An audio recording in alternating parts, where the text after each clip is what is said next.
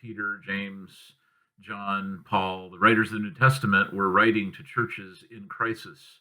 They were writing to churches under immense pressure. And although they were lacing their writings with theology and with praises to God and with assurances, they were also giving concrete, specific advice for those situations. And I think that this provides an opportunity for you and I to do exactly that. And so here are three things I would ask you to pray for this week, and that I'm praying for in the lives of my own people. Not to tell people what to do, but to recognize that people need to feel a few things. They need to feel like they're taking forward steps. I need to feel that. You probably do too. You don't want to just live your life waiting, and especially in a crisis moment, where are we going is really a critical question to be asking.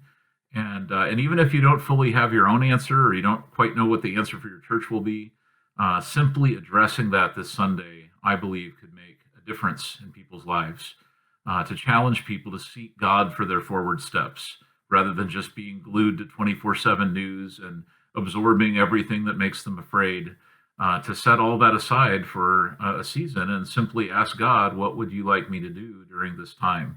And even though as church staff teams, we're probably all asking that, challenging our people in that direction is an important next step. Another thing that people need to feel is a vision to serve.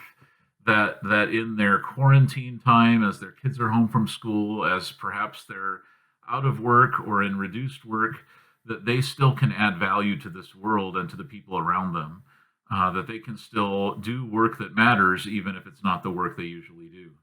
And again, that's not an issue where we necessarily can come in with answers, but it's where we can interact, where we can pray, where we can have a conversation about that issue with our people. And then thirdly, I see the purpose of life ultimately tied together. I'm sure you think of it this way too, the great commandments to love God and to love our neighbor, that really is what life is all about.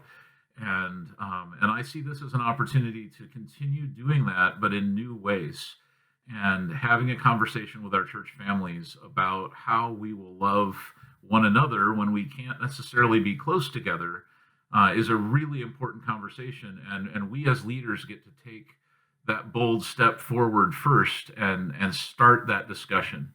In none of these issues, I don't think people are looking at us as pastors and saying, I hope you have all the answers. But I do think they hope that we know what they're going through and that we share the wisdom that we have. And this Sunday could be an important one in the life of churches around the world who are seeking God, as leaders get up and get honest. And even if it's a Sunday that doesn't feel like a standard sermon, maybe it feels more like a conversation. Or maybe you preach the normal sermon, but then you step aside and you have the conversation about where we're really going and what we're really all about and what the mission really is, even in a crazy moment. I believe God will bless that type of effort, and I think that our church people need us to lead that way in this hour.